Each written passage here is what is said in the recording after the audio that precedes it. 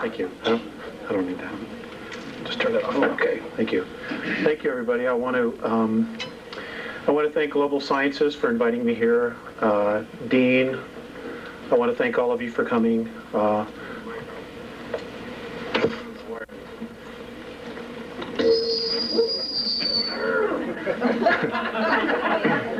I'm wired everywhere. And I want to thank my wife, because if it wasn't for her, I would not be speaking any longer. I want to just give you a brief background on how this all started for me. I grew up, for the most part, in Elk Grove Village, Illinois, and my grandparents had a cabin up in Woodstock, Michigan, which is in northern Michigan. And we were up there in August of 1964, and I experienced missing time. We had gone out to play into the fields, and I laid down in the tall grass, and I can remember throwing chestnuts out of the way to create a place for myself to lay. And when I fell asleep, and when I woke up, it was almost going on 9 o'clock. And I remember getting up and running back to the picnic area where the family was, and there was a police dog, a Michigan State police car there, and my folks and cousins, because it was kind of a family thing because everybody goes back to school. And I got the tar licked out of me for disappearing, and I told them where I had been, and they didn't believe me, so I took them back to where I was with the flashlights, and sure enough, there was my body imprint, and they swore they had been all through that area looking for me. It wasn't until age 14 that I actually understood what had happened then. I went to bed, it was just a normal night. It was in October. When I woke up, and there were two men looking down at me. And they were human beings, except they have no hair. And their skin is light blue, or at least Morane, the very large one. His skin is light blue. Phaseus is the elderly one, and I'll give you a brief background on them. Has turned white because of his age, but they are blue-skinned.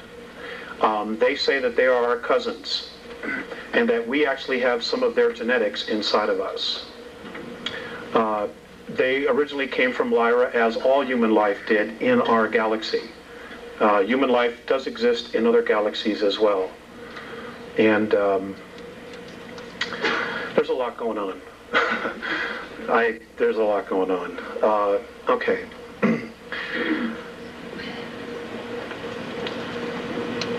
I was taken out of bed many times.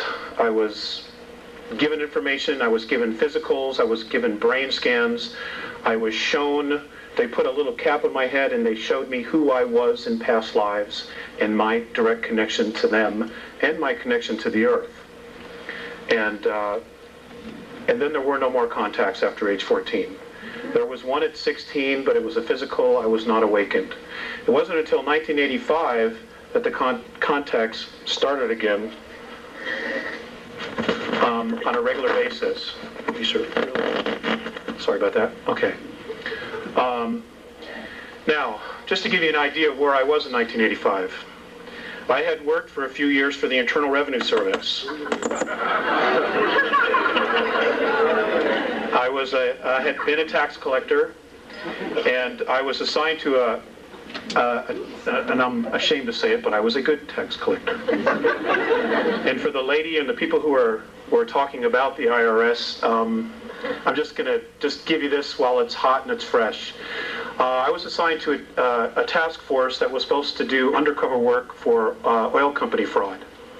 And our training was to be in Washington, D.C., and while I was there, I used my security pass to get into the National Archives. And you're not allowed to really make copies of things when you're in the National Archives unless your security clearance was much higher than what mine was. And I'm going to tell you this as having been with the Internal Revenue Service. The Internal Revenue Service is a Puerto Rican trust. Yes, it is a 3-tier trust. I don't know what the 3rd tier is, which is the bottom line, but it's Internal Revenue Service, Puerto Rican Trust, Trust number 62, and I can't tell you what the 3rd one is because it wasn't there. I have that information. Great. People need to know. Also, none of the federal income tax laws are actually in the Federal Register, therefore they are not laws. They are codes. You also need to be aware of that. Anyway, I left the Internal Revenue Service and I opened up my own accounting practice. I started helping people with IRS collection problems because that's not something that you can learn going to tax school or going to a university. You have to have on-the-job training. Well, I started my practice, took the CPA exam. For 5 years, I had a practice in Beverly Hills and Malibu. I was living on a 700-acre horse ranch in Malibu at the time the contacts restarted. Now, within 2 months of the contacts restarting, I totally walked away from my tax practice. And I just realized that a lot of it was just BS. And it just wasn't working for me. I had made some major shifts in a very short time. The contacts have been relatively continuous. They're both physical as well as telepathic. And folks, some of this information is going to be enlightening. Some of it's going to really bother you. And I'm sorry to be the one to have to tell you that we have a very serious problem on our hands. Okay? And it is just not the federal government. It just is not. There is a much bigger scheme going on here. And it involves extraterrestrials who are interested in us as souls. You might refer to the Bible, you might refer to whatever texts or religion you have, but there definitely is a battle of good and evil going on out there, and part of it has to do with us and our solar system because of its location and the minerals that are here. The regressives, and we're going to talk a little bit about that after I show you the moon pictures, don't give a damn about us. We are a natural resource. Okay? Be really clear when I say this. We are a natural resource to them. They don't care who you are inside. They don't care. As far as the federal government, we watched the movie Rob Roy the other night, and there was a line in that movie that sums it up perfectly. The government believes truth to be a lie undiscovered. But that's really where it's at. That's really where it's at. They are so screwed up that I don't believe they even really remember what the bottom line is now.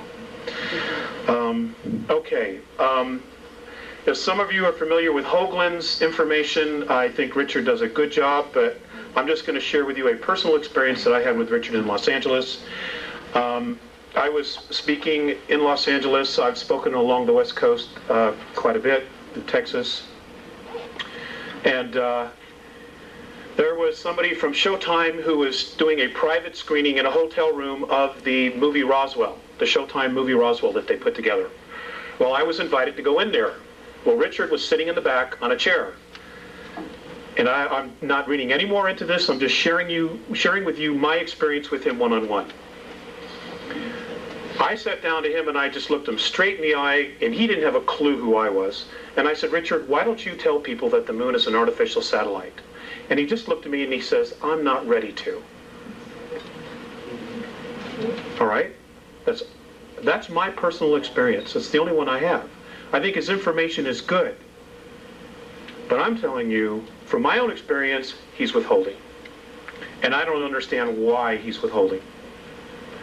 I can verify that. Okay? Because you, me, our children, our grandchildren, and our great-grandchildren are the ones at stake here. You know, we don't have anywhere else to go. We don't have any place to hide. This planet is our home. It's our home. And I'm just trying to help. I only have a piece of the puzzle. I don't have the whole puzzle. I think if I did, I'd be dead a long time ago. But I'm going to share with you stuff that I have been guided to that's on the far side of the moon. I don't deal with the visible side. Because as the right hand is moving here, the left hand's doing something else. Well, the left hand is the far side of the moon. If you remember the movie Apollo 13,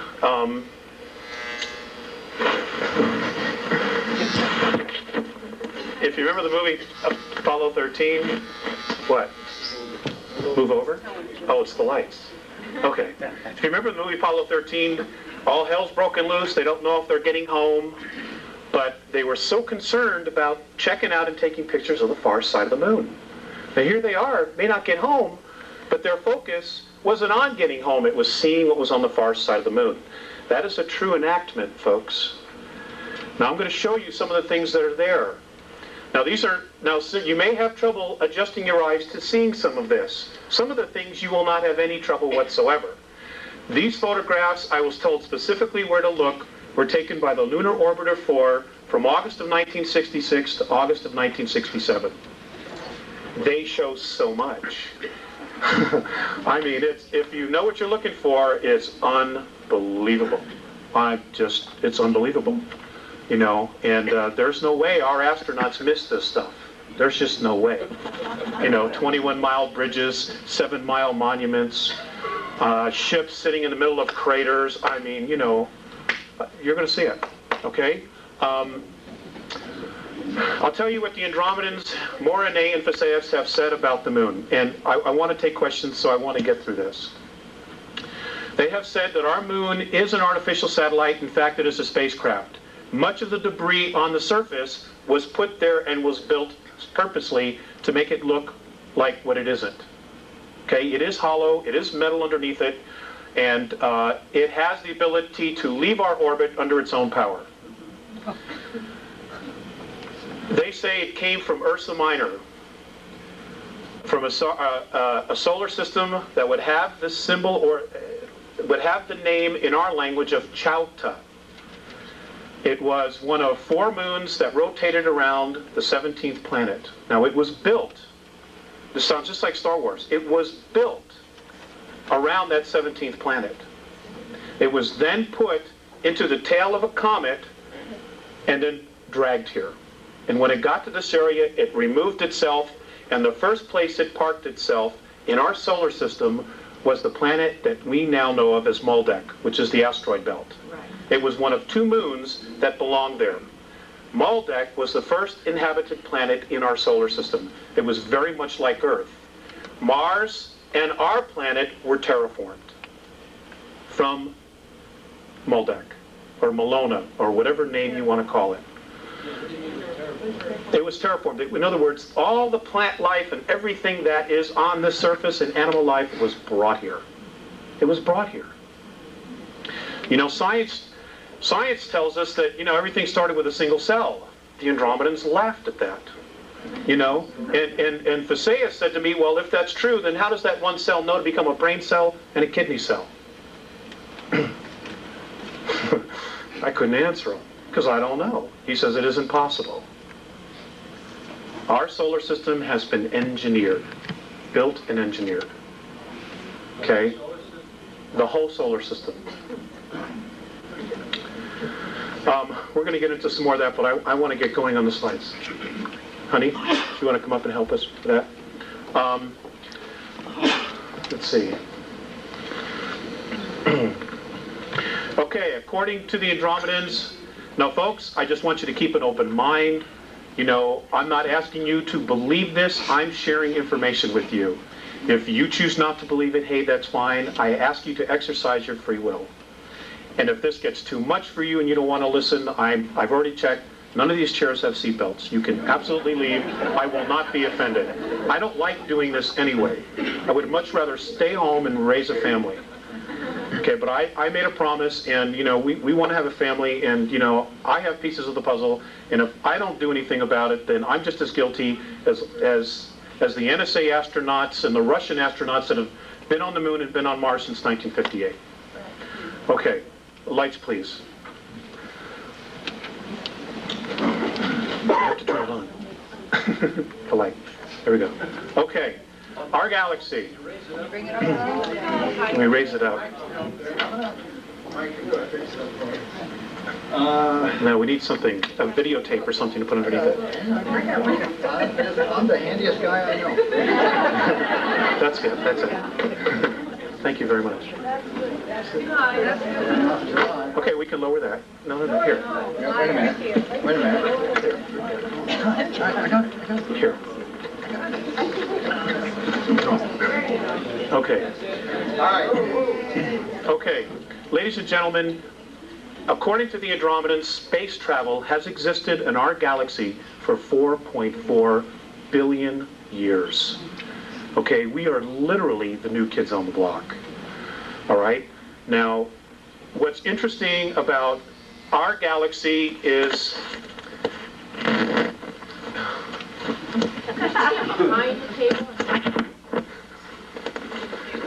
All right. Space travel has existed for 4.4 billion years. The interesting thing about our galaxy is the fact that we have many different races living here. In particular, the human race, which we are a member of, and what we call the reptilian races, which we are not a part of, but who very much don't like us, like the human race. Apparently this battle that's been going on has been going on for approximately 3.8 billion years between reptilian races and human races. Many of the races that exist in our galaxy migrated originally from Lyra during a war. Apparently, sometime in our ancient past, a group of reptilians were exploring, looking for minerals, looking for food resources. They came across a star system that was full of human beings who were agricultural in their nature. Abundant food, they just had everything together. And the reptilian races, they're called the Seekar in the Andromedan tongue. We know them, or we would know them as being known as the Draconins because they're from Alpha Draconis. And apparently they as a race were brought to our galaxy fully formed. Nobody knows where they came from or who dumped them there. But they were put there because it gave them the highest probability of survival. Well, they are a remarkable race. They're incredible builders, but they have an attitude problem. And that is that they believe that they are the dominant species and they control everything else. And they are also master geneticists. They value genetics, not gold or silver. They have no interest in that. It's life forms. And they try to control life forms through manipulating their genetics. We have also been subject to that. I'm going to try to cover a lot here. Anyway, there was a war. They were attacked. Many of the human races fled to Antares, to the Pleiades, to Cygnus Alpha, to Andromeda, to Cassiopeia, to Sirius, to Procreon, all over. They just scattered to the winds, trying to survive. Next slide, please. This is where our small little area is located. That which we see in the sky, this is where it's located. As you can see, we are in the sticks, the boonies. We really are. And this is why we've been manipulated and messed with so much as a planet and as a race. Because we have been, for the most part, considered insignificant. And then roughly 5,000 years ago, somehow they found out that we were no longer insignificant, and I will tell you why. According to the Andromedans, in our physical form right now, in our genetics, we have within us the DNA of 22 different extraterrestrial races who have come down here and manipulated, who have bred with us, who have tinkered with us, everything imaginable. And that somehow we have all this inside of us. Plus the fact that we're coupled with spirit. And this is something that the Greys have a major problem with. And I will cover that as well. Now, because we are the only race in our galaxy that has these genetics of 22 different races, because we are also spirit, they consider us royalty. The Andromedans consider us as royalty. Now, one of the factors that they look at, and the thing that totally awes them the most, is the fact that many of the more advanced races use technology to create things, to manifest things. The Andromedans are heavily use holographics. Whatever they need, they create holographically. It is physically there, but when they're done with it, they turn off the switch and it's gone. It doesn't just sit there. All right? Like if you go home and your couch, you go away for a year, that couch sits right there. They are amazed at how much energy we put into creating things. Things. Just things. Little tchotchkes that you put on the shelf. Books. You know, all those things take an intense amount of energy to create. They're amazed that we have this ability. The other thing that amazes them is they're also amazed at how easily we can allow our own kind to starve, to go homeless, and to kill each other. They do not understand that at all. Okay, and destroy our environment. One experience, actually I'll give you two experiences. One experience was with Visayas. I had just come up on board, and I was being led into a room, and Visayas had been watching a television transmission from Chicago. And policemen had just shot a black man that was running away. And then the policeman apparently ran over and tried to save his life. Okay? Visayas turns to me and he says, I don't understand your race. I don't understand why one would try to take his life and then the next minute try to save it. I didn't have an answer. In fact, many times I don't have an answer. Another time, I came on board. I was living in Lake Arrowhead at the time, and Mornay was looking at a group of meters on the ceiling of his ship. And it was all about the ozone and the air, oxygen content in our atmosphere.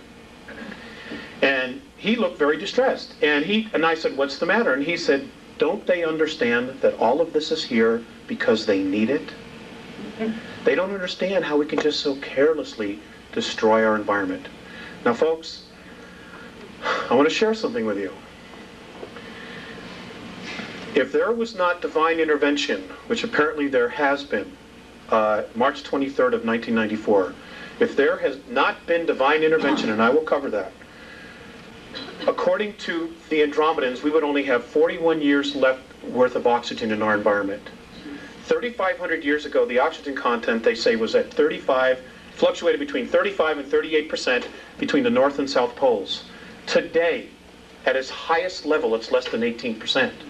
Now, those of you who took biology, what happens to the human form when oxygen as a gas goes below 15%? We die. We suffocate. This is reality, folks. This is reality. This is not Peter Jennings. Okay? This, you know, I mean, we don't have anywhere else to go. You know, and for those, and this is just what I've been told, and for those of you who think there's going to be a rapture, you might be disappointed. And I'm not saying this to question your belief. I'm just telling you that there are much bigger forces going on here. Okay, next slide, please. Save the question, sir, for later, okay, please? Next slide, please. Okay, this is our solar system. There is life in all of these systems surrounding us. They have been coming here for years. For years they've been coming here.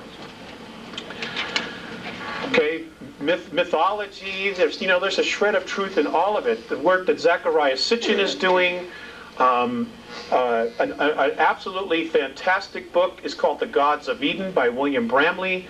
I would suggest that those of you who have not read it, go get it in paperback version. It'll bring you right up to speed right away. It's wonderful. And he's not a UFO person, which is why I enjoyed it even more. All the truths, just let him right to it. In fact, there's more truth that the aliens are out there than they aren't. They just don't want you to know because they don't want you to know who you are. Because the minute we wake up, the game's over. They cannot control us. And if you look at our past history, if you read Zecharia Sitchin's books, we as a race, when we stand together, rebel against the gods, the ETs. We rebel because they have been, pardon my French, shitting on us for thousands and thousands and thousands of years and holding us back. Next slide, please. Okay, here's Earth. If we could just get a little focus, thanks, honey. This is what's left of Maldek. You know, the series of planets. The moon is not the only artificial. There are 9 artificial moons in our solar system, and I will share with you later what those are. I just want to cover a lot of information. Okay, next slide. Okay. Okay, this is the typical and traditional picture. Does that look focused to you? Yeah. Okay, maybe it doesn't. Okay, this is the traditional picture that we see of Earth. We got an awesome home, folks. It's one of the nicest ones around. But there are some things about our planet that have been withheld from us. For example, our Earth is, in fact, hollow.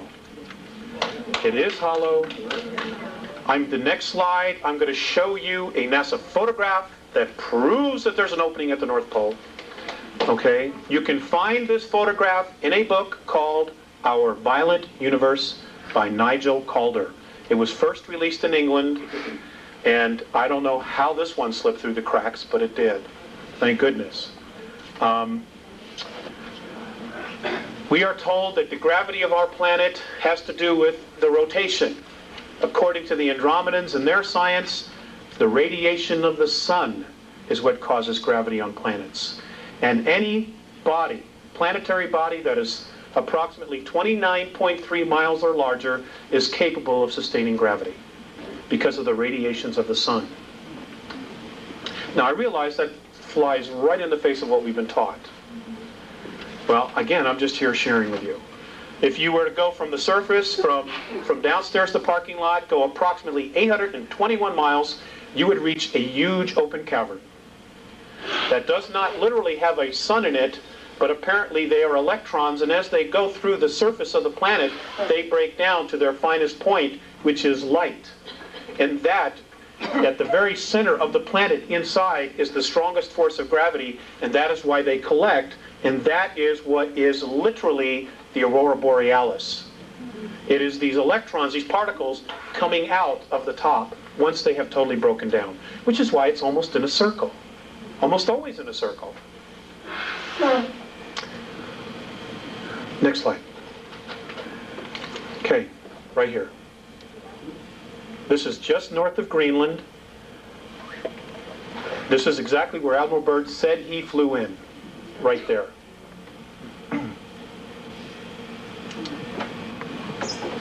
This was taken in 1979. Now you mean to tell me the Gemini, the Mercury astronauts, the Apollo astronauts when they came back, they missed this? I don't think so. I don't think so.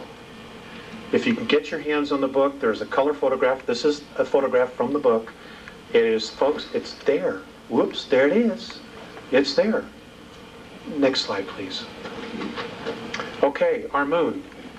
Our moon is quite the enigma. Apparently our moon was brought here 11,213 years ago, to be exact, in the month of March. What we know is the month of March. It came here as a base, okay, as a ship carrying ETs. They were coming here to colonize. They did in fact colonize.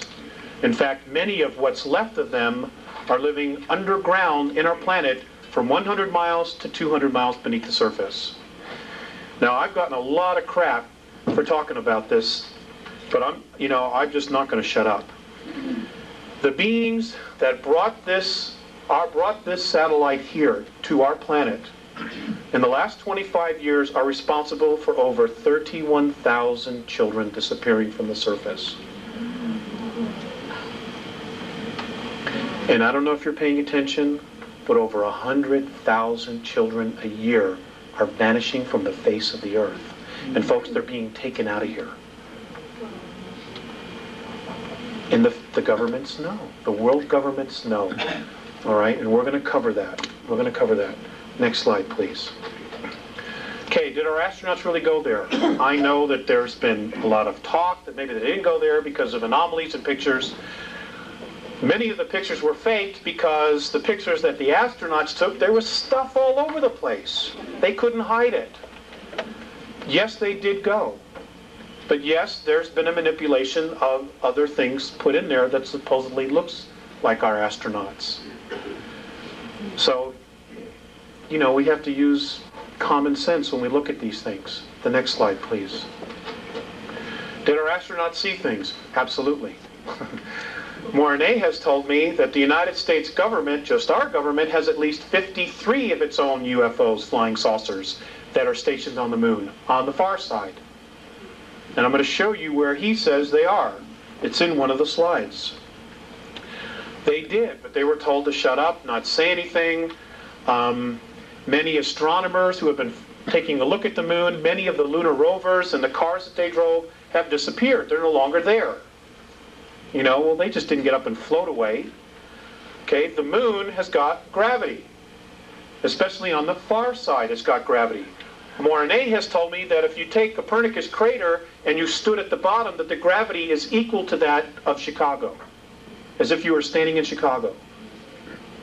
Because again, it is not the rotation. It is apparently the sunlight, the sun's radiation that creates gravity. At least this is what they say. Now, our moon does not turn on its axis. It rotates around the Earth, but we primarily just see one side, or only 59% of it. By the way, our moon's the only one that does that. You know, it's the only one. Next slide, please. Okay, this was taken out of National Geographic. This was in the early 1950s. This was NASA's idea of what moon bases would look like. They, in fact, did do this and create this in February of 1958. So when Kennedy said, you know, we are going to send man to the moon, part of our government, primarily the NSA, was already there. They were already there. Now, folks, you don't hear much about the Russian space program, but let me tell you something. They are a major player, and they are also here. And they don't work for us, neither does the NSA. They work for international bankers who are the new priesthoods for extraterrestrials. And we're going to cover that. Next slide, please. Okay. According to the Andromedans, there were primarily 9 huge dome cities on the moon, the front and the back. They housed up to 5 million extraterrestrials at one time. There was water, there was vegetation, there was everything they needed. Okay, and these covered hundreds of miles.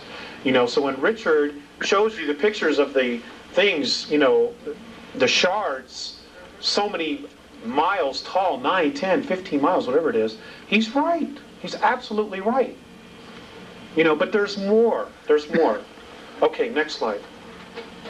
Okay, this is along the equator on the far side of the moon. This is what's left of a pyramid. There are 4 pyramids on the moon. Excuse me. Okay, now I can assure you that the pharaohs, just to practice, did not take the Hebrew or the ivory up here, build one, then bring it back and do it right in Egypt. Didn't happen. According to the Andromedans, almost all the planets in our solar system have pyramids on it. Some have more. I've asked why. Some people say they're tombs. The Andromedan perspective is that these are weights. And what they do is you put them in a strategic location, it balances the rotation of the planet. It doesn't keep it from wobbling, which means that if the ETs are there colonizing, there's no major fluctuations in weather and gravity. Gravity anomalies, as well as the electromagnetic field, which is around every single planet. It has to be balanced. That's what these are for. That's why Giza is directly dead center of the landmass on planet Earth. Next slide, please. Okay, can we just focus this a little tiny bit? Okay, folks, I want you to focus on this area right here. I want you to focus on this structure in here. For those of you who are architects, please feel free to, you know, say something about this. This area right here, you can see the curves, the angles. There's another bridge here. I want you to notice these lit up objects inside the bottom of the crater.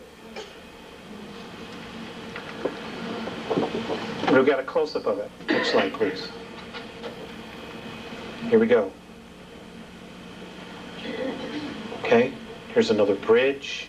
Apparently this is inhabited by extraterrestrials from Orion. These are, I'm told, are domes. Does everybody see this? Okay. I'm also told that this is a road that goes into here. There's an elevator that goes up to this area here. And when they land, they take an elevator or something down, and then they can walk, because there's atmosphere on the far side of the moon. Which is why the astronauts took pictures of clouds. You know, I mean, it's unbelievable. You know, the snow job that we've been given. It's nothing what we've been told it is. Nothing. Just turn it 180 degrees. Right. Next slide, please. Okay, I want you to focus on this.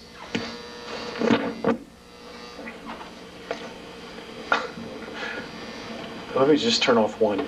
I want you to focus on this area right here. Now, I realize this might be difficult, but I do have a close-up. This is a crater, and there is a structure that comes across it.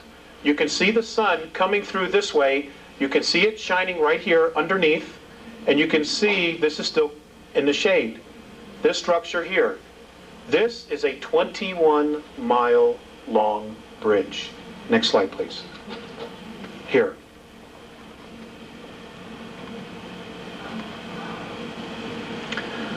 I'm always updating. I'm always trying to get clearer pictures. This is 21 miles. Now, you may not see it. You may have to adjust your eyes. I know this isn't easy, but this is it right here. Okay? You can see the sun shining through here. Now, we didn't build this. And how is it that our astronauts missed this? 21 miles. That's from here to almost to Boulder. Next slide. Okay. Look at this. Just sitting there parked. This was taken by the Lunar Orbiter in 1966. Next slide. Now, isn't it interesting that we're told that the craters were created by meteorite impact, or incessant meteorite bombardment? I just love that. Okay? And yet, you have full-fledged mountains in the dead center of these craters. Many of them are even higher than the crater walls. Folks, that's just not possible. It is not possible. You have craters that are 30 to 40 miles in diameter. The deepest one is only 7,000 feet. That is also an absolute impossibility. Richard talks about his dome structures, okay, that had some kind of a glass on it. Right here. I believe, and I'm told that this is what's left of one of Richard's domes that he has a picture of, with the long shards and the pieces hanging off. This is what's left of it. As you can see, there's a shiny spot of the glass tickered in, but that's what this is right here. This apparently also was a domed city, but it was destroyed by particle beam weapons between what we now know as the Orion group and a group from the Pleiades. This happened approximately 9,600 years ago. Full-out war here. Next slide, please. Okay, I want you to just check out this area here. All these structures, look at these. Apparently these are hangars. This is a complex that is inhabited by human beings from Earth. Also want you to look at this object.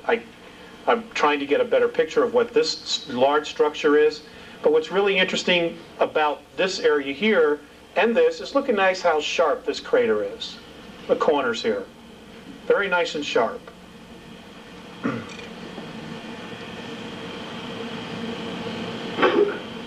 Next slide. I just wanted to show you this structure here. This is absolutely not supposed to be there, and apparently it is the ruins of a ship that was destroyed 9,600 years ago. Next slide. Piece of shard.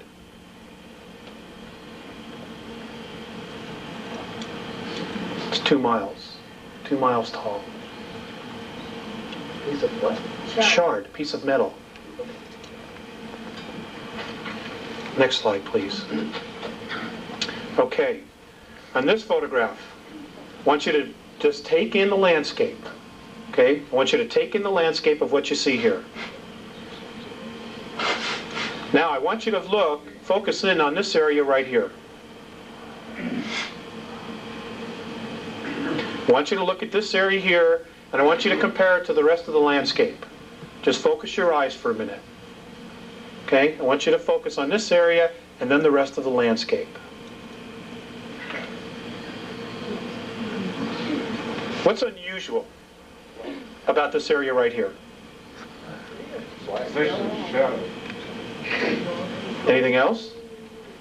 Maybe the way these things are all lined up together, nice and neat, and then these structures right back here. Next slide. Okay, here's another picture of it. Okay.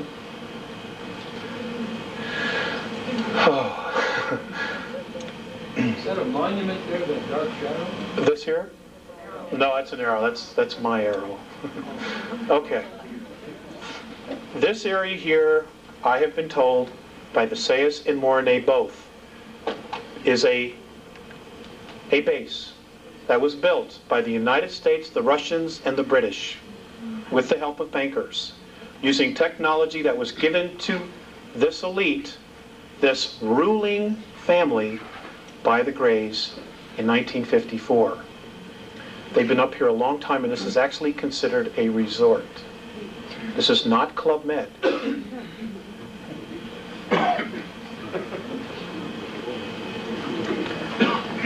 Next slide. More ruins down here. Here and in here. These are not supposed to be here. These are pieces of spacecraft apparently that were destroyed 9,600 years ago in a war that took place in our solar system. Next slide, please. Okay, this is the same structures I showed you earlier. Here's some more ruins. Now I want you to look at this area right here. This apparently is what's left of a dome, one of the dome structures. And these pieces that you have on the inside are pieces of the roof that just fell to the floor of the dome. If you can look, if you can see it, you can see there's a circumference. Here's part of the wall that's fallen down this way, okay, and here is part of the dome that is still intact. If we go to the next slide, you might see a little better, but we'll have to focus it right here. Well, maybe not. Okay, this was also destroyed in that war 9,600 years ago. Next slide, please.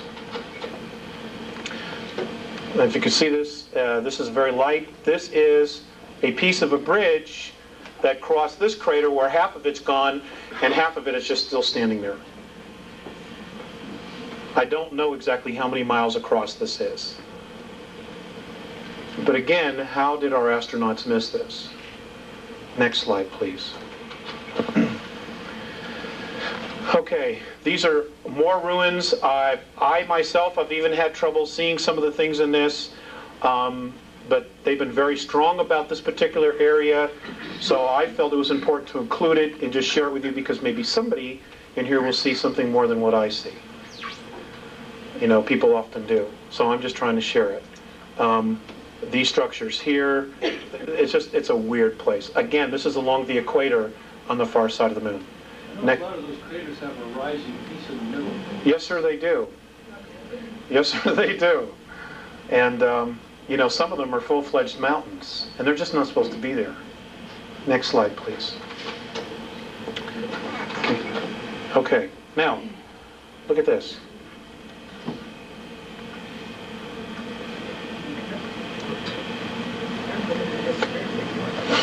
Okay. Honey, is that the best we can focus on? Okay, thanks. This area here apparently is a domed complex inside this crater, and I'm told that the world government picked this area because there's water underneath it. These are domes. These are a series of domes that are lit up from the inside. Is that square thing a pyramid? Which thing? This? Right. This here? I don't know exactly what that is. It's not discernible in the pictures. You know, I think sometimes they purposely blur these just a little bit.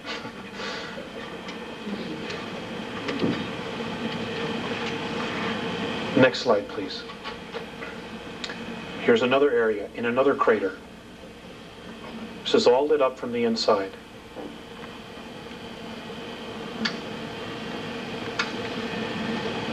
Next slide. This structure here. This piece, this thing here, this length of object, whatever it is 13 miles. And it's just sticking up outside, out of the crater. Next slide, please. Okay. Now, I want you to look at this area right here. Everybody see this area? Is that a yes? Okay. How many of you have been to the Sears Tower in Chicago? You ever been to the top? It's about a mile high, right? That's what they say. It's about a mile high. Next slide. Here it is again. Now, I want you to know these photographs were taken from... This particular photograph was taken by the Lunar Orbiter at 86,000 feet.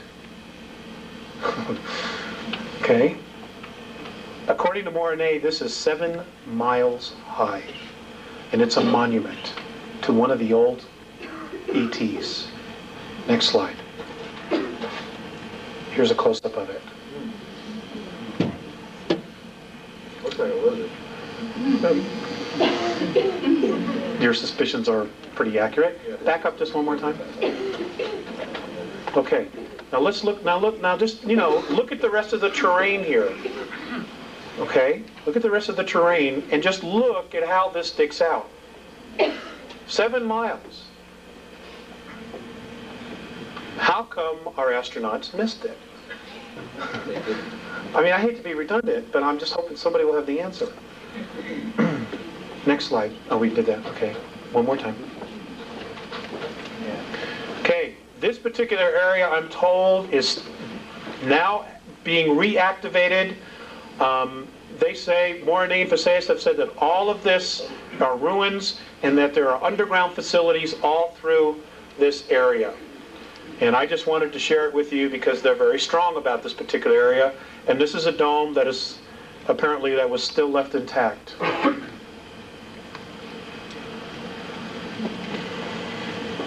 Next slide. Square craters.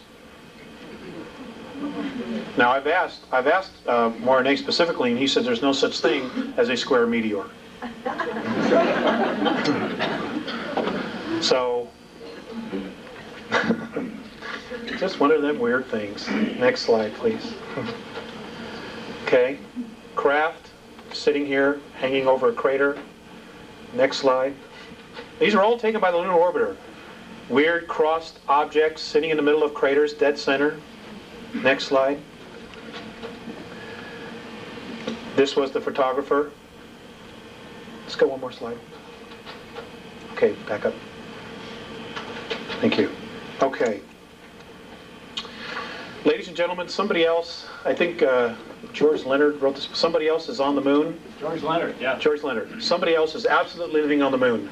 I am told that there are 35,000 full-time human beings from Earth living on the moon. And they are Aryans by birth.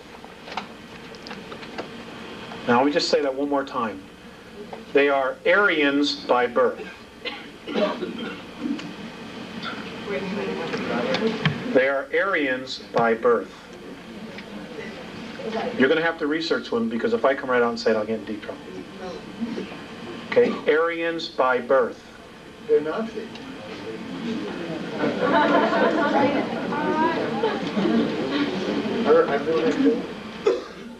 They're also there with extraterrestrials. Between the moon and our Earth, there are 18,000 grays here. There are only apparently 2,000 real grays left. All the rest are clones.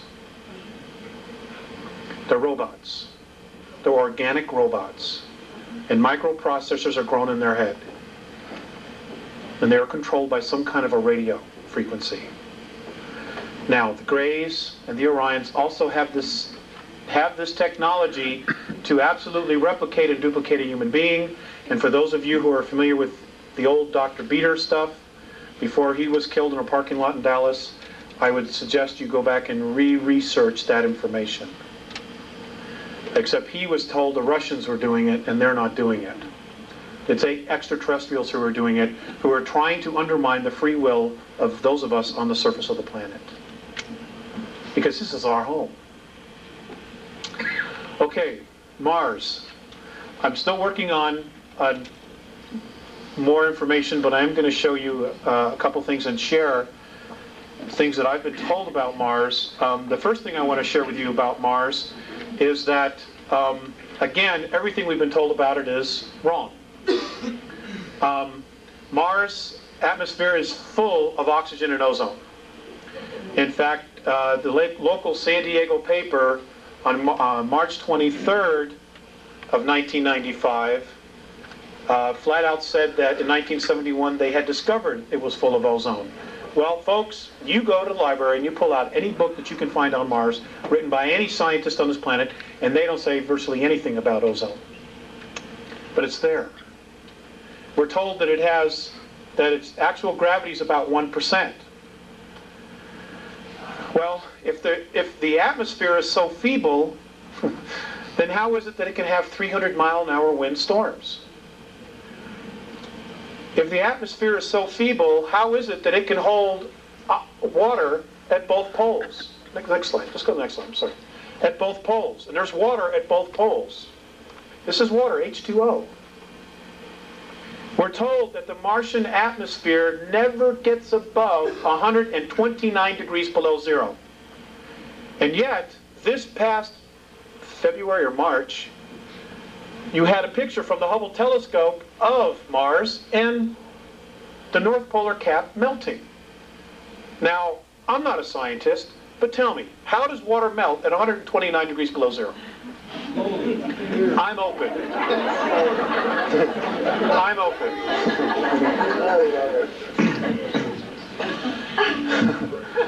Okay, apparently Mars has been inhabited off and on as a base, as a small colony, as a staging point for extraterrestrials who are exploring and leaving our galaxy to go to another for 3.8 billion years. The ruins that Richard shows and other people, they're tombs. This is what I'm told, that they're tombs.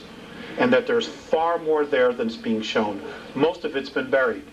Because during a war previous 69 million years ago, Mars was almost exactly like Earth. In fact, Mornay has said that many of the animal life that was on Mars is on Earth. That when we get there, when we as a race get there, publicly get there, we will find that there were dinosaurs. Many of the exact same animals and mammals and reptiles were on both our worlds. And that Mars had a totally different orbit. It was literally pulled from its orbit, and as it was pulled from its orbit by 19 million miles, it rolled like a ball 3 times. And the water that was here just moved everything. And that it's been reactivated. It was reactivated in 1989. Now, I did a lecture in Dallas, and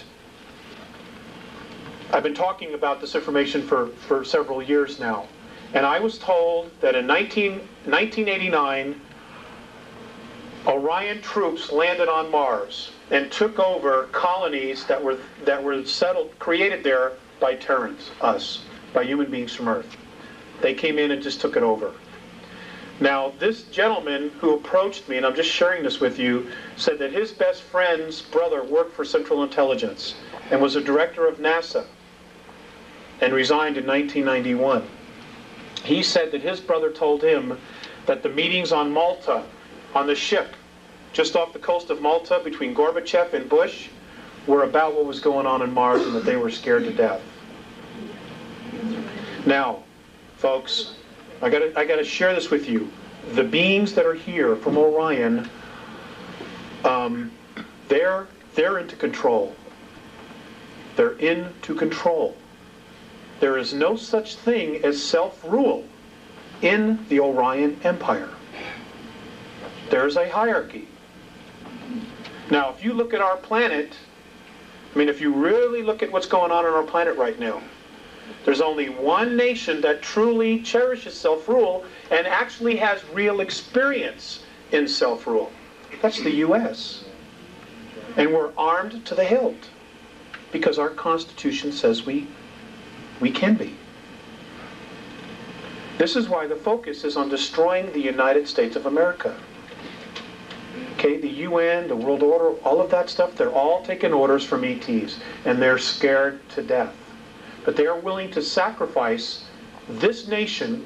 They are willing to kill 3.5 to 4 billion people to maintain their place as the new priesthoods. This is Sumeria, this is Egypt all over again, but on a much grander scale, because now you've got 6 billion people living here. If the people of this nation surrender the Bill of Rights by 1998, folks, you will no longer have the United States of America. That's a guarantee. That's a guarantee. This is the reason the Andromedans are coming back, because 317 years into our future, our galaxy is in tyranny. And they have traced, through time travel, all the events that lead to the single point that shifted the energy from free to tyranny. Now, we're not just talking about free, we're talking also on a spiritual level. Suppression, oppression of soul, of spirit. And they have traced it all back to our solar system, which is why many races are coming back and are saying, hey, wait, this isn't going to work. Because 317 years in our future, there's tyranny here. There is no such thing as freedom. And we somehow are dead square in the middle of this thing. Sorry for the news. But we are. This is the only reason they're bothering.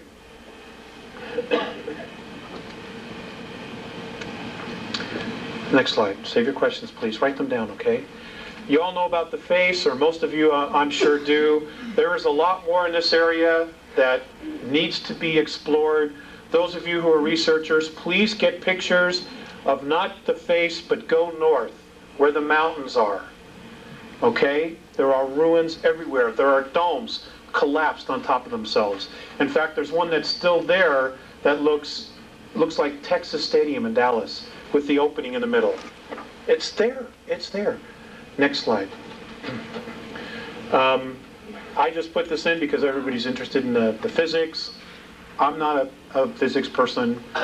But it is important because it all matches up.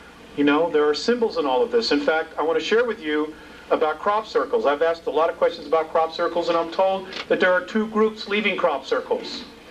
There is the Andromedan Council, which is made up of 139 different races, which is putting encoded information into the Earth to help stabilize it from Earth calamities. They're trying to buy us time. And many of the other crop circles that are being left by Orion. Now, where are they coming from? They're coming from Hale-Bopp. Hale-Bopp. Hale-Bopp is not a comet. It's not a comet. It has an atmosphere of 2 million miles. It has changed course 4 times, and Morane has said it will change course 2 more times before it gets here. There is also the same kind of an object coming from Cancer on its way here. I am told that there are 2 planetary bodies in the tail of what we call Hale-Bopp, and the minute it passes through our solar system, those 2 structures, which are ships, are going to move out of the tail and move into an orbit around Mercury. And this is in February, March of '97, and they're going to tell us they're here for sure. That'll be the latest. The highest probabilities is that by the end of November of this year, after Spielberg's movie about Roswell is released, they're going to start telling you that they're coming, that they've picked up signals. And the truth is they picked up signals back in 1960, you know. And in fact, they were already on the moon in 1960 with extraterrestrial help. So, I mean, the whole thing is a conspiracy within a conspiracy within a conspiracy, and it is all to keep us fat, dumb, and stupid. Not to spook the herd, as a friend of mine said. Because they fear us. They fear us. Because if we stand together and we ask for benevolent help, folks, it's going to be there. In fact, I've been told that the Andromedan Council has already decided to directly intervene, but I don't know what that is. I can tell you this, that the Pleiadians are at full-fledged war with the Greys outside our solar system. They're dying on both sides. This is going on, and the Hubble telescope sees it, and there are 2 Hubble telescopes, not 1. The Russians sent 1 up. But you're not being told about that. Next slide, please. Olympus Mons, 15 miles high. 1979, NASA admitted that they saw water vapor and ice clouds going over it. That's 90,000 feet. Okay, that's higher than the clouds on our planet. Now we're told that the circumference of Mars is 4,200 feet. The Andromedans say, wrong. They say it's 11,230 miles. It's 3 times the size we're being told it is. The Andromedans also say that if you look at the planets in your solar system, and you look at the brightness of those planets, that is proof that we live in a binary star system. They say we have 2 suns. But because of the rotation and the position of our planet, we never see the sister. But if you're on Venus, Mercury, or the others, you would see it.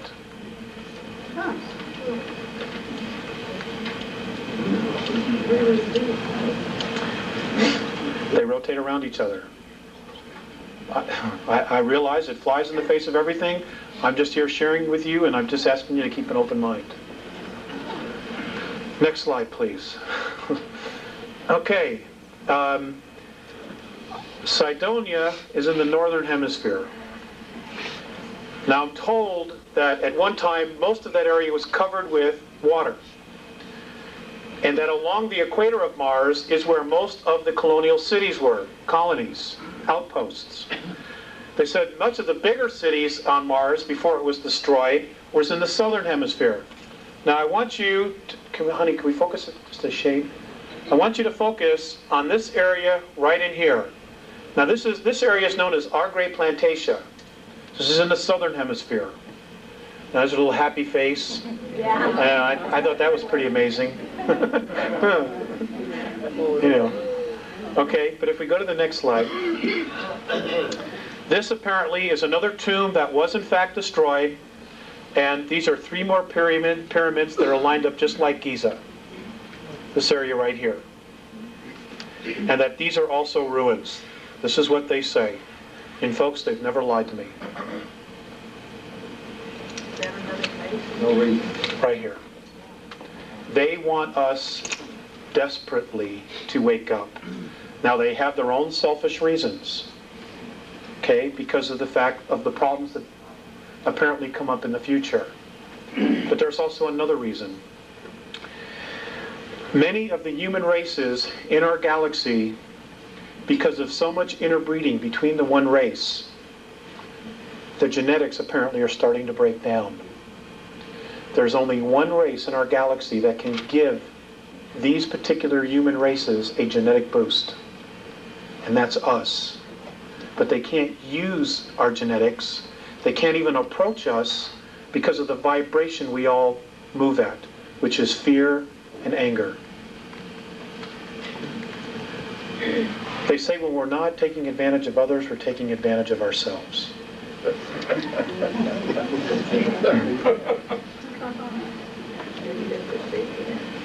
correct. Well, it hasn't stopped the regressives because they vibrate at this frequency, and they've also helped to propagate many of the belief systems that we have right now.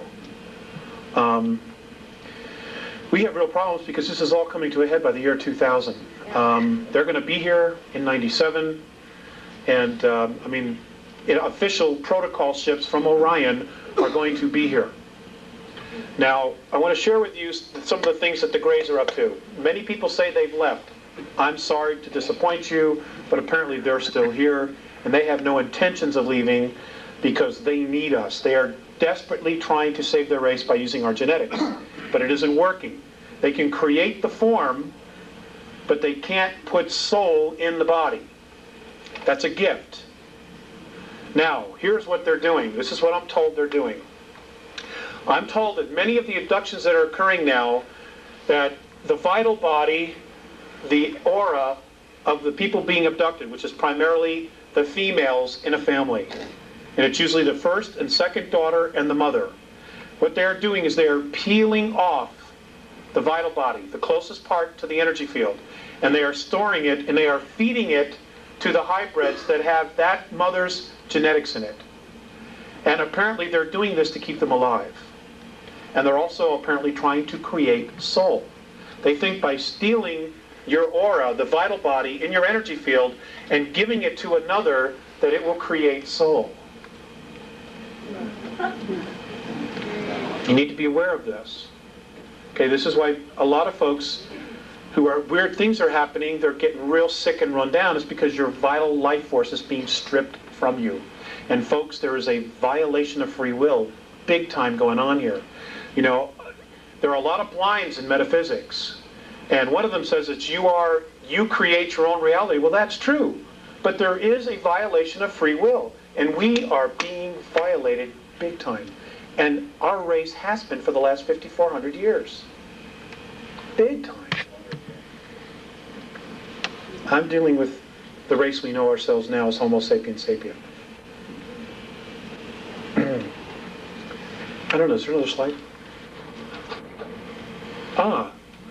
Phobos. Phobos is an artificial moon. This is where the majority of the 2,000 real grays that are left are hiding out, is on Phobos.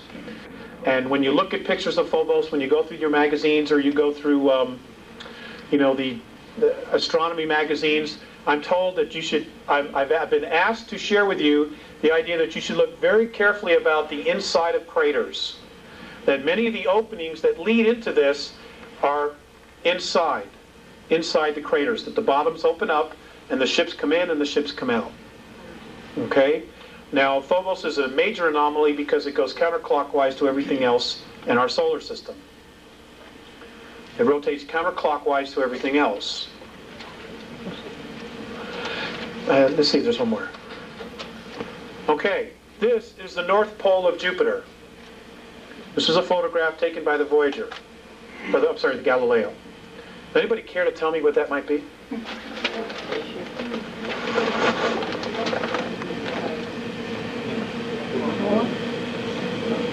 I don't know either. Yes, that's the North Pole. When it went over, it photographed this sitting there. Lack of data.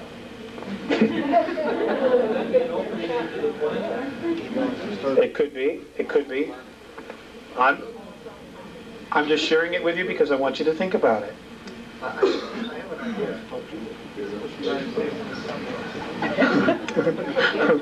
I think it's a satellite. It's an alien satellite that they caught on top. And that satellite's analyzing the surface. That's a very good answer. I know it is.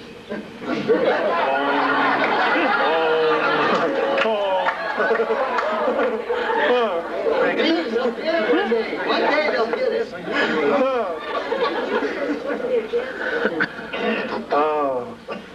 Next slide, please.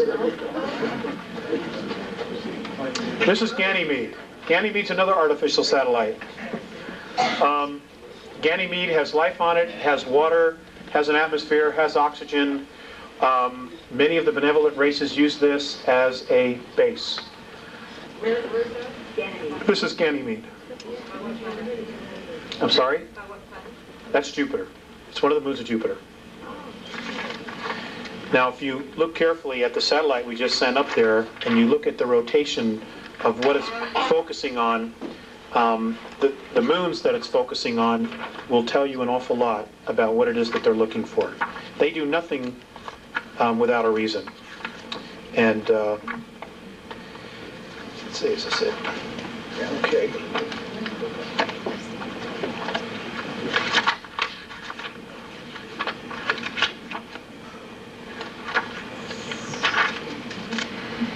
Okay, next slide, please.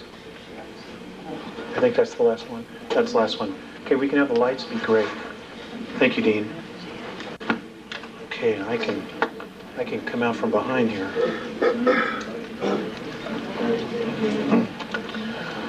Okay, I want to share this with you. This last thing, I was told that March 23rd, 1994, that 19 suns pole shifted in our galaxy, and that many are pole shifting all the time. At exactly the same moment that the suns in our galaxy pole shifted, a color and sound frequency started emanating from all the black holes in the known universe. Now, apparently what this sound and color frequency is doing, it is literally creating a holographic density above all others. And on a numerical level, it would be, on our level, it would be considered the 12th. The Andromedans say that there are 11 creational densities in our universe. This is now adding a 12th. And that what it's doing is that it is literally lifting all the dimensions up. 11 is going to 12, 10 to 11, etc. Now they say that all indications are that by December 3rd, in our linear time of the year 2013, third density as we know it will cease to exist. It is now presently imploding on itself as it is being raised to a higher vibration. And that those of us who stick around and go for the ride will be moving through fourth into fifth density. Just like that. And that we will start to see very clear indications of this around the year 2007. Now, apparently the Andromedan Council, which is a group of 139 planetary systems, and I can't tell you exactly how many races because I don't know, has made a decision and has told all of the extraterrestrial influences in our solar system, both benevolent and non-benevolent, and those who are in the middle, to be out of this solar system no later than August 12th, 2003. I don't know how they're going to back it up, but apparently they've decided they're going to. So they want them all out of here. Now, if this happens, and they do leave, you're going to see incredible things. If they do not, I have been told to tell you this, that there's a very high probability that we will wake up one morning or go outside one night and the moon will not be there. It will be towed towards Jupiter. And they will deal with the energies that are there out there. Because if they have to go to battle and the moon gets destroyed, it will destroy most of the Earth because, pieces of it will come here. Plus, it has an energy source inside of itself. Okay, it's a spacecraft. So this is another possibility, and I talked about the tides. I mentioned the tides and more, and they said, hey, that's no big deal. We can just get you another one. Apparently, it's no big deal. Planetary science is no big deal when you're at that level of technology. Yes, ma'am. I noticed that the moon had moved closer to Earth. What do they say about that? About 2 years ago? Apparently it's moving closer all the time. The Andromedans say that it's moving 9 inches closer to us, and we're not being told about anything about it. They also have said that Mars is also moving closer to us as well. That it's moving closer? I don't know what it is. Unless it's to disrupt the gravity pull will create earthquakes. What's 9 inches have to do with 240,000 miles? I don't know, sir.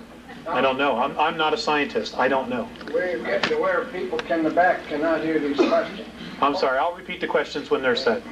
Thank you, Dean. Yes, ma'am. Yeah. If most of those satellites are artificially made, why do they make the surface so rough? The question is if the satellites or the moons are artificially created, why do they make the surfaces so rough? Obviously to hide what they are. Other than that, I don't know. Ma'am in the back. Yes, we really have a struggle going on between basically good and evil. Are the benevolent people more, more powerful, or is there more of them? I mean, do we really have a chance? Okay. The question is, if there's really a battle between good and evil, are the benevolents more powerful? Do they have more? And do we really have a chance? Oh, gosh. I've been told that if they stuck together, yes, they could resolve the situation here. But there are some significant problems that they have. Now, back in 1985, when I was being told all of this, there were a lot of discussions going on back in Andromeda about what to do with us. Now, half of the Andromedan Council didn't want anything to do with us. And their reasons were this. These were their sole reasons for not wanting to help us. They don't respect their home, they don't respect each other, and they don't respect themselves. What is their value? Now, those that wanted to help, because they have seen us as totally being violated with our free will, somehow convinced them that this was a worthwhile project. Now, intervention not only changes our reality, it changes their reality. And one of the things that the Andromedans and Morine has said specifically is they don't want to come down here and help us when we don't want to help ourselves. Because then they end up babysitting. And if something happens, then we could always blame them. And the cycle starts all over again. This is about self-responsibility. That's what this whole thing is about. There are one group of ETs who say, well, there's no way. You cannot be self-responsible. You cannot rule yourselves. And then we were given this opportunity 200 and some odd years ago to try this experiment. And we succeeded in doing it. But now we're being lulled back into a place where we want somebody to take care of us. Yeah. And you know, that you're going to sacrifice your freedom. I'm not about to do that. Me either. So who's going to win? I don't know. I wish I knew. I wish I had a place to hide till it was over, but I don't. Their interference has caused a lot of this to surface. I mean, they've kind of, changed our direction as to what we might have been able to accomplish. You're right. The question was, she added, that we've been manipulated and they've helped to change us into a different direction. You're absolutely right. However, when I brought that question up to Mornay, he looked at me and he said, are you aware that your government is drugging its young people? And I said, well, yes. He says, are you aware of a couple other things that he mentioned which are really sensitive? And I said, well, yes. He says, well, what has your race done about it? I mean, 1986, 1987, West 57th Street, twice in 6 months, showed Air Force personnel unloading bales of marijuana and cocaine off of planes at Hempstead Air Force Base and loading it up with weapons and taking off for Costa Rica. Twice they showed this on national TV. What happened? West 57th Street was taken off the air and nobody did anything. Again, it comes back to self-responsibility. They are watching us. They are watching us and saying, should we come in and help this race when they don't want to clean up their own act, when they don't want to take care of their own? Do you realize, do you realize that we're the only planet where we allow our own kind to starve? We're the only ones. As big a jerks as the Orions are, they take care of their own. They don't let them starve. We do it for money. I can't be bothered. I got an appointment. I got to get my nails done. I mean, it's ridiculous.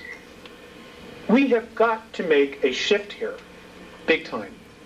And those who don't want to make a shift are going to be checking out. Because the frequency, everything is changing, folks. And I'm not trying to instill fear in you. I'm trying to share with you what they've told me. And they have not been wrong. Things are going to radically change. And it's going to start just like this. It has. You watch November of this year, it's going to get really weird in this country. Really weird. They're going to try to divide us. And because if you divide, you can conquer. And whatever you do, please don't turn on each other. The enemy is underground. They're on the moon. It is not your neighbor. It is not your policeman. He's not the enemy. You know, if you want to do something really constructive and you don't know what to do, just do this one thing. Come November, if there's an election, vote. Whoever's been in office, vote them out. Start over. That will buy us more time. What happened in 1994 that stopped the degrading of the oxygen supply? Nothing. Apparently there's been this divine intervention and third density is moving into fifth. Therefore, they say this is going to happen by December of 2013, so the 41 years won't go by. So we've been rescued on some level already. But I don't know how many of us are going to make it. You know, now, the world government has been told that we're overpopulated, okay, by the aliens. The truth is, they can't control all of us. They can't control us here. So they decide they want to just eliminate half the world's population. Now, folks, I want to share this with you. According to the Andromedans, our planet could comfortably handle a population of 11 billion if we didn't squander our natural resources and we went to free energy. Right. Yes. Now, the free energy has been suppressed forever. Right. If we went to that, we could turn this whole thing around. Right. All right? What's happened is the political systems have broken down, but they don't want to take responsibility for it because in order to fix it, they have to make us more free. And they're not about to do that. They are not about to relinquish control of you, your money, your assets, because you're a natural resource. So it's easier to create a catastrophe like a pole shift or something else, biological weapons, and just wipe out half the population. And they're still in charge. And I can assure you that those people that you call your world leaders, those who are part of this game, will be sitting on the moon watching all this happen. And when it's done, they'll come back with answers, just like a politician, you know. Yes, sir, in the back with the striped shirt. You mentioned something about economics, materialism, what have you. How does any of that correlate with your comments about getting our souls in a place that we think of in terms of metaphysics or religion? How does that fit in? Where's the answers come from? Spirit is just throughout the entire universe. How could they not have a soul? That's the part that doesn't fit. Who could not have a soul? The Greys? The clones that... No, I'm talking about, I'm referring to the clones, the hybrids that they're creating. They do not have soul. That's what I'm told. You're saying they're like robots. They're not That's right. actual- They're not actual beings. Microprocessors, organic microprocessors are grown inside their brains. These blues and or grays are not living beings. Some of them are not, no. What about the ones that aren't clones? I mean, do they have souls? Those grays? The ones who are not clones? Yes, they do. What was that question back there? I still didn't get it. Yeah. What? We got off. Yeah, where does soul and spirit get into this? Okay. Is this a possible solution? Why are they so interested in us? Now this is really going to stretch your belief systems. I am told that a majority of the physical beings, human beings that are in third density, not only on our planet, but in 21 other systems, who are experiencing the same problem we are having, are beings that apparently at some time in our past were at 11th density. Now, the Andromedans have said that our universe, what we know as our universe, is in linear time, and this is the only way that I can explain it, is as we count time, is that our universe is a 21 trillion year holograph. It's a holograph. It's a picture within a picture within a picture, or a dream within a dream within a dream, however you want to look at it. And that apparently many of the souls on third density were at 11th density. And for some reason, this collective group consciousness decided they wanted a different perspective. And they literally fell into the concept of time, into physicality, and literally carved out of nothing what we know as third density. Now, third density to many of these other races is like putting your hand in Jell-O and trying to move it back and forth. There's so much resistance, it's so dense. And yet here we are, literally creating all this. That's how powerful we are. That's how powerful our minds are. Which is why there's been so much focus on brainwashing, on trying to make us victims, or believe that we're victims. Because the minute we wake up and we take a step back, detached, and see our situation for what it really is, they've lost control. It ends there the minute we awake. And this is why channeled information, so many different races and beings are trying to light the fire underneath us. Because they can't directly come in and interfere unless a percentage of us ask for permission, because then it's a violation of free will. And they've done exactly what the regressives have done, even though it was for our own good. You cannot violate free will. That's the law. So they're trying to help us awaken, and at the same time try to make us think it's our idea. That's the trick. And it's working, I think, to a degree. But, you know, how quickly it's working, I just don't know. I'm scared. I'll be perfectly honest with you. I am scared about what the next 4 years are going to bring. What about the earthquakes and that? A lot of it is, I'm sorry, the question is, what about the earthquakes? Some of them are natural and some of them are being caused. I wish I had a board. But what's basically happening is you've got a planet that is vibrating at a frequency of fear and anger. You've got this new frequency called the 12th density, which is lifting everything up. Well, these really dense energies cannot move up. So the planet herself, in order for her to move up into 5th density, has got to cut loose with this energy. And what's happening is that she's cutting loose with this negativity, which she's been holding on to. It's hitting the surface, and it's feeding us as a population, because we're already in that space. You know, and you know, there are predictions of wars. Oh, God, we're all primed. We're all ready for it. You know, the whole world's broke.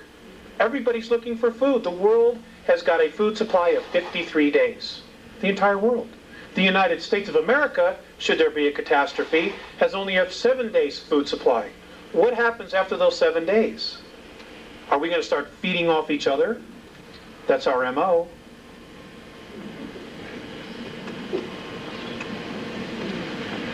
Yes, sir. Before you go any further, can you define what you mean by density, frequency? It's, okay, can you define densities, frequencies?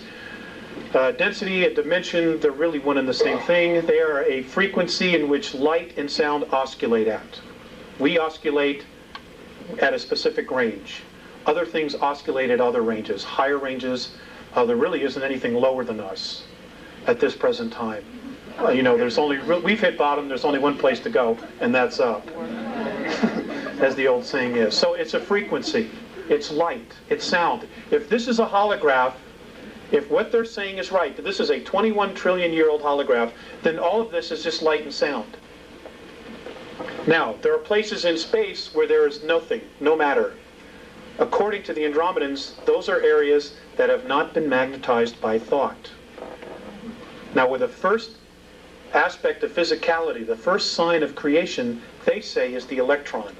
The moment that particle is magnetized by thought, it comes alive, and it starts to create and manifest whatever is energizing it or magnetizing it. I know it's out there. I still have trouble with understanding a lot of it. Yes, ma'am.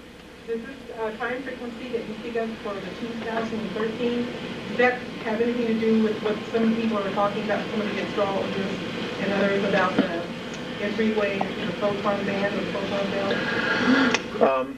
The question was, does the time of 2013 have anything to do with what astrologers or astronomers are saying about the photon belt? Ma'am, they have never mentioned anything about the photon belt. In fact, the Andromedans have absolutely no belief system whatsoever in astrology. And I don't mean to offend anybody, this is their perspective. They say it's all a belief system. How does it all agree with King James Version? I don't know. I don't know. I'll tell you. The gentleman said, why does this all agree? He said, why does this all agree with the King James Version? How does this all agree with the King James Version? Well, I will just tell you, this is a very touchy subject. I will just tell you this,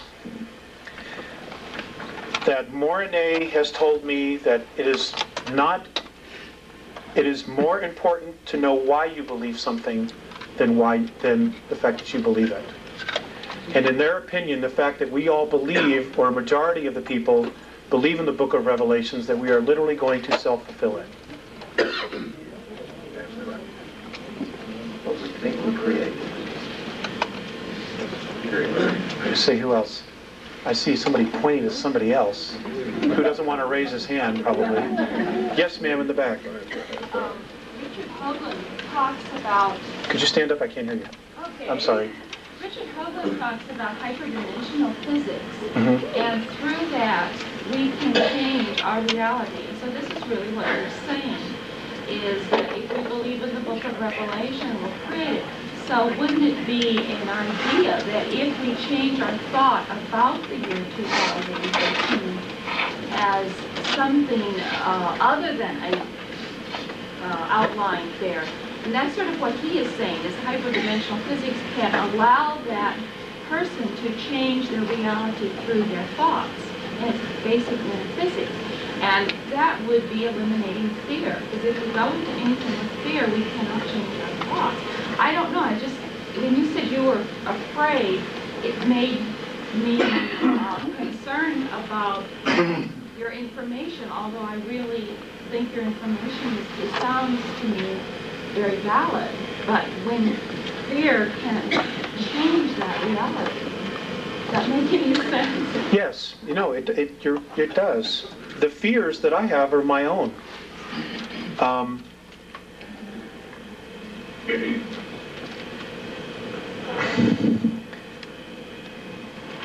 How do I put this?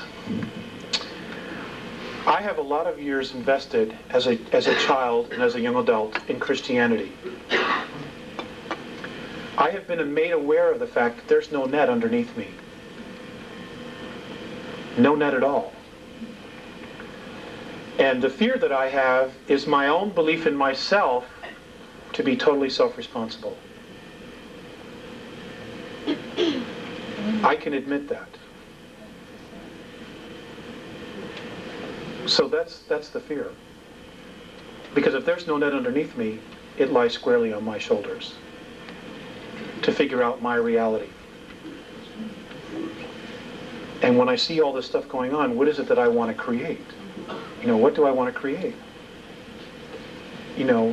My wife and I want to have a baby. I'm 39 years old.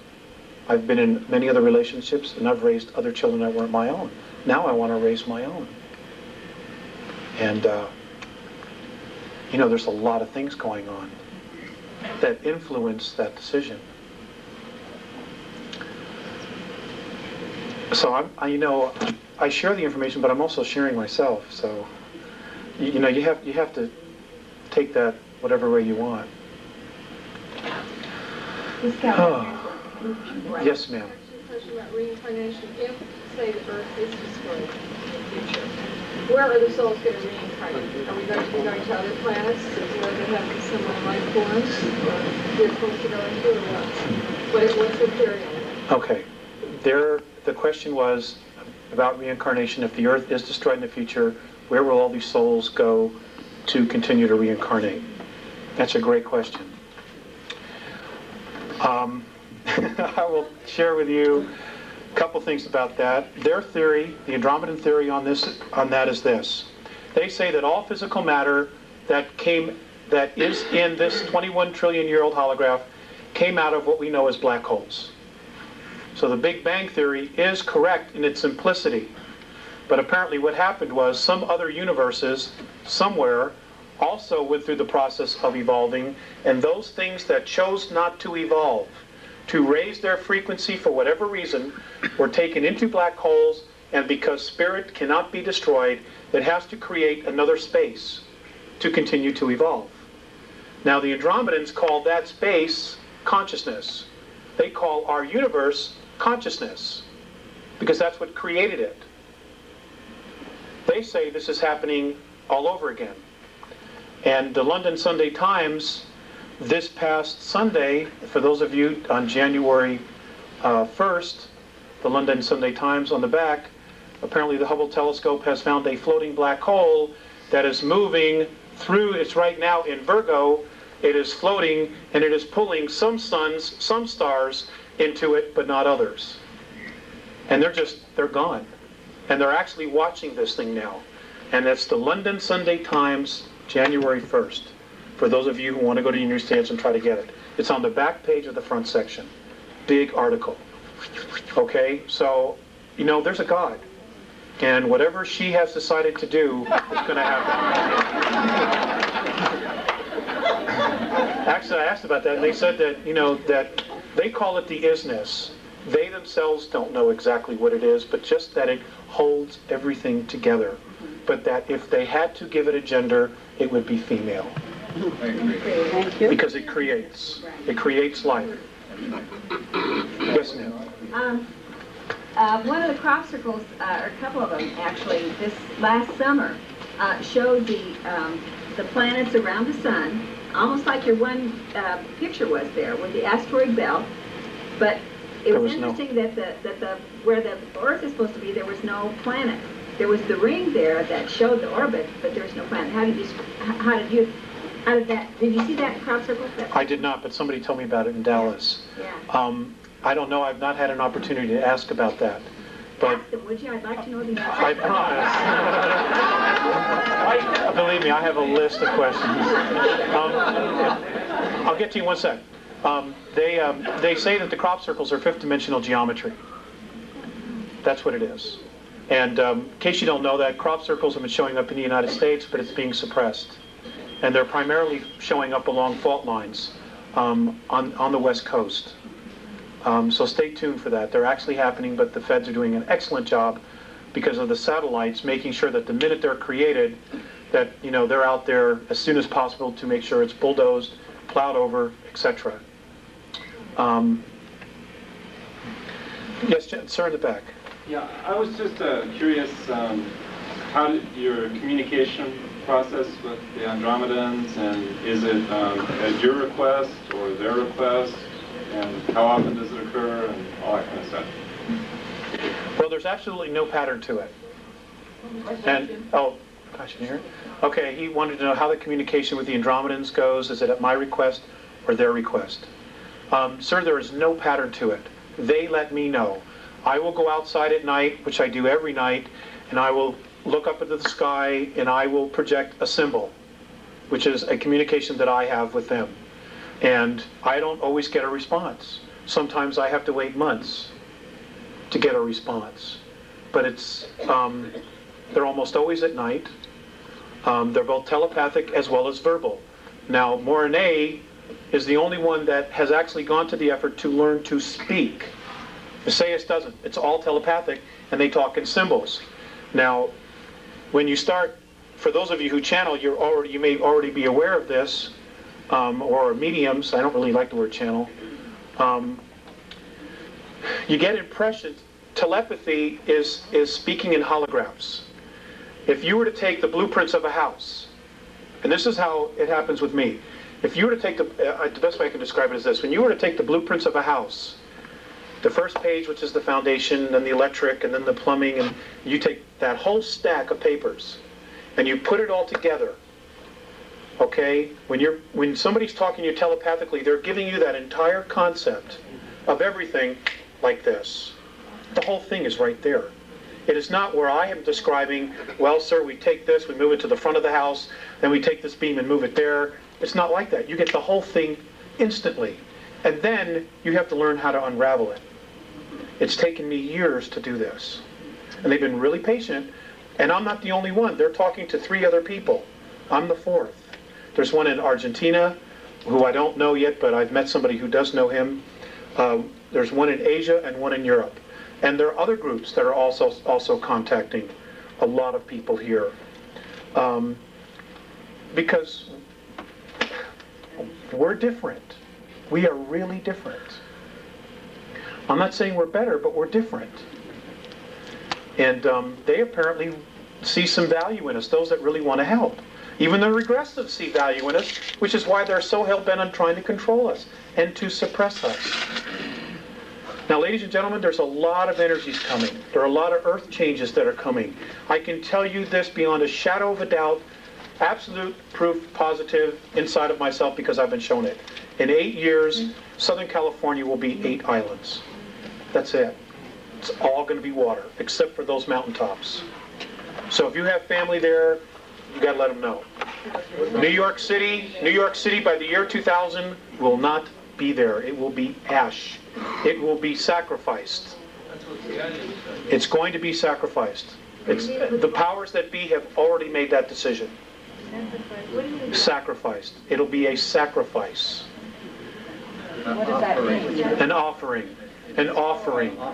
Those souls that live there, their energy is going to be an offering. You mean whoever it is going to try to capture those souls? Yes, ma'am. Yes, ma'am. Yes, ma'am, they can. It's because what's underneath. Yes, sir.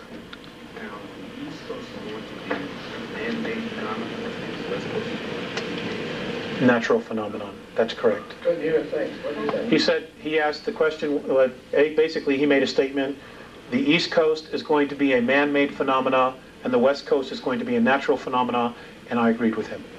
How does that agree with Casey's revelations? I don't know, sir. I don't know. Yeah.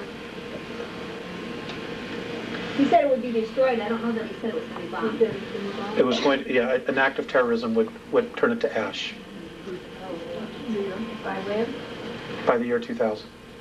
When you said the California start? Sir, I don't know. I could start any time. Truly, it could start any time. I'm amazed more hasn't happened. There are some really, really evil thinking souls here on this planet. I mean, it's unconscionable. It's unconscionable. If those of you know anything about the UN Biodiversity Treaty, if you look at some of the wording that's in it, it doesn't sound like a human being wrote that at all. No. You know, it's just too weird. There's just so much weird stuff. You know, and that's because they were influenced. You think the UN was set up by Terrestrial? That I don't know. I think that maybe in its original conception it was honest, but it's certainly been perverted. Certainly been perverted. I want to get somebody who hasn't asked a question. Yes, ma'am. Can you comment on the angels that we're now seeing as angels? The article by everybody looking at it. And also the term walk-in. Okay. The question was, can I comment on angels and can I comment on walk-ins? As far as angels, the Andromedans consider anybody who has spirit to be an angel. You know, you make your choices. You walk on one side or you walk on the other, or you find the middle path. Most of us are on one side or the other, and we're desperately looking for the middle path. It's just spirit. They're just folks on the other side, beings on the other side, who are trying to help and influence us to make decisions for ourselves. If any of these angels supposedly tell you that they have all the information and that they need to follow, you need to follow them, like i.e. Ramtha, you need to be you got to use more common sense and really trust your gut instinct. Because this is all about our evolution.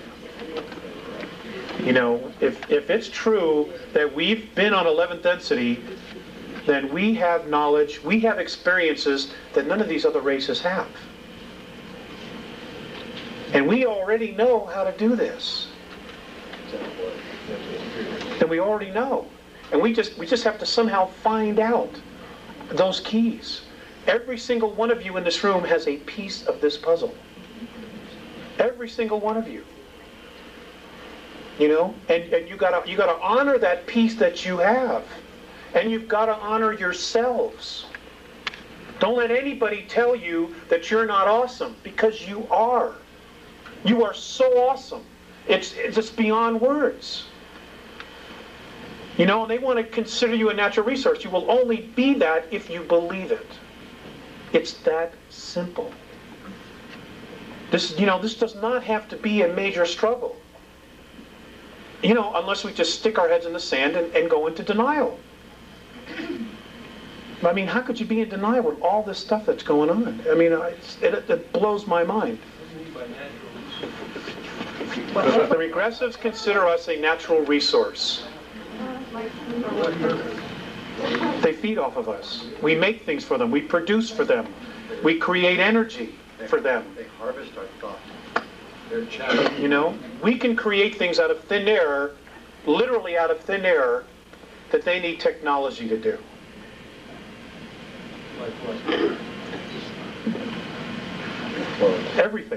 Everything in your life was made, was created, manufactured.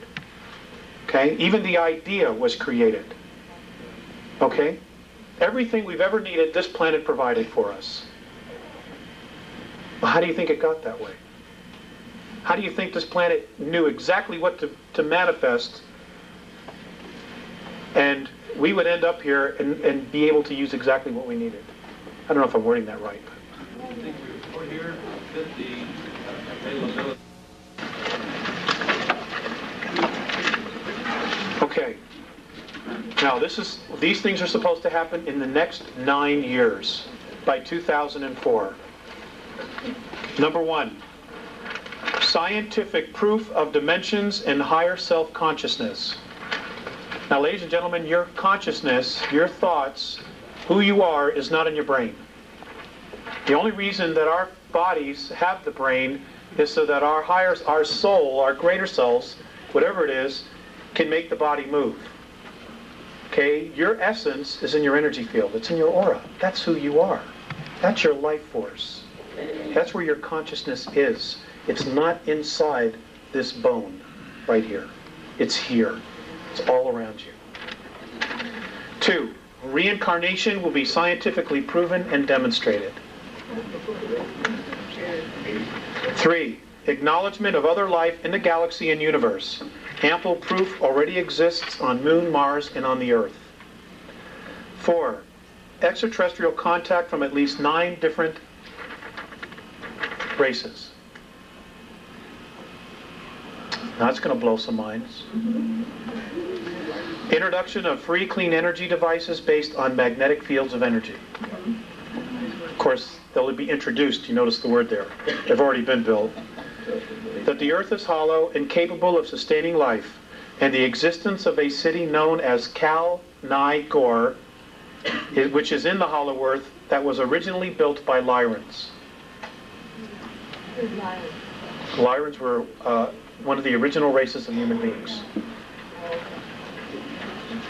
Number 7, rediscovery of the lost lands of Atlantis in the Atlantic and in the Pacific, a very large temple complex still intact that belonged to Lemuria, approximately 150 miles southwest of Easter Island. Now that's going to blow some minds.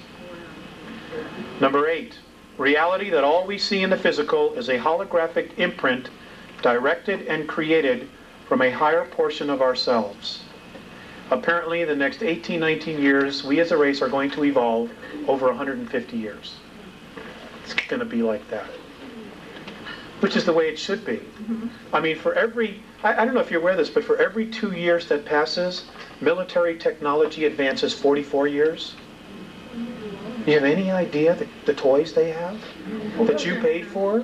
I mean, it's awesome stuff. And of course, they don't want to let us play in a sandbox. I mean, it's ridiculous. Would you go back to the one that you said just before you said we will evolve over 150 years in the next how many years? In the next 18 years, we are supposed to evolve over 150 years. And then there was a statement you made before that, all that we see in the physical is a holographic imprint directed and created from a higher portion of ourselves. Number 9, human consciousness is not in the brain, but located in its entirety in the energy field and aura. This is the 1.5 to 5 ounces that the body loses at the moment of death. That's who you are. That's the only part of you that's really you. You just create this to play the game here. Okay. Number 10. How our past and present educational processes have not prepared us to be completely conscious, creative thinkers. That's for sure. Number 11. That organic and plant life forms do exist on 7 planets and 15 moons in our solar system. Yes, ma'am. Number 11. That organic and plant life forms do exist on 7 planets and 15 moons in our solar system.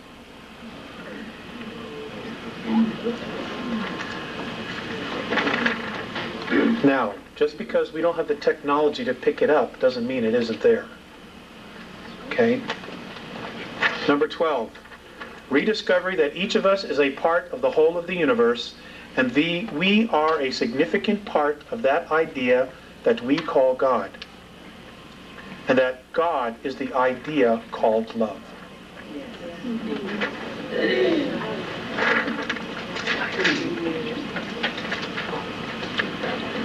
Number 13, that this accelerating self-discovery being experienced was created and activated by all of us.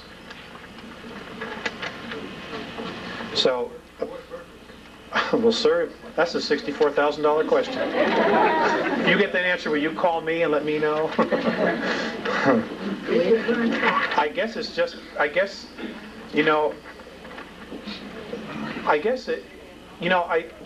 when I look at history, and I look at where we are today, there's a history of history repeating itself. And, it's like a hamster that climbs on the wheel. No matter how fast he goes, as long as he stays on that wheel, he's not going anywhere.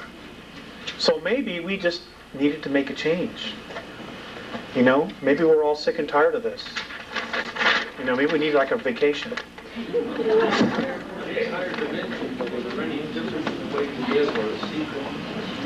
My understanding, sir, is that they are different. Your consciousness is completely different. And this is important. There is a physicality on all dimensions. Okay? Because there's a physicality. It's different from us. For example, 5th density, we live in a color spectrum of 72 colors or light frequencies. 5th density is 214. That's a major shift. That's a major shift. Number 14, that we as a product of extraterrestrial genetic manipulations are possessors of a vast gene pool that has many different racial memory banks of at least 22 extraterrestrial races in our DNA. Many different racial memory banks. That means that when things get a little bit higher, our kids, you're going to start knowing things that you don't have any idea how you know, but you do know it. You will know languages that haven't been spoken on this planet for thousands and thousands of years. You will just know because it's inside of us. We're a library. Barbara Marciniak, her piece, they talk about this as well, and I think some of the other groups do. Because of our genetic heritage, we are considered royalty. We need to acknowledge it, acknowledge ourselves, and seize our genetic heritage. Now, I'm going to end on this. Actually, I'm going to end on 2 things. I was having a particularly bad month. Personal relationships and just everything else. And it was time for me to come back here. I was living in Lake Arrowhead at the time, which is in Southern California. And I didn't want to come back. I flat just did not want to come back. So I got really upset. I started to cry, and I didn't want to come back. And as I found myself on the ground again, I remember I heard Visayas' voice in the back of my head, He said, turn around. I turned around, and he was at the door of the craft as it was starting to take off. And he looked at me and he said, Alex, the love that you withhold is the pain that you carry, lifetime after lifetime. And I just want to pass that on to you. Because nothing else that they have said has changed me more significantly than that. Yes, the love that you withhold is the pain that you carry, lifetime after lifetime. With that thought, Alex, you disturbed me a while ago. You said you didn't have a net, and yet you just defined your net. What gave you the idea that you did not have a net? It's a belief in oneself, sir. I think that's what it is. It's a belief in oneself. A belief in the God in you? Well, yeah. But we'll talk about that. We'll talk about that. I'm trying not to give all of myself away here. Hold on. I want to end up with this. I'm done with this. Squeaking and squawking and buzzing. I once asked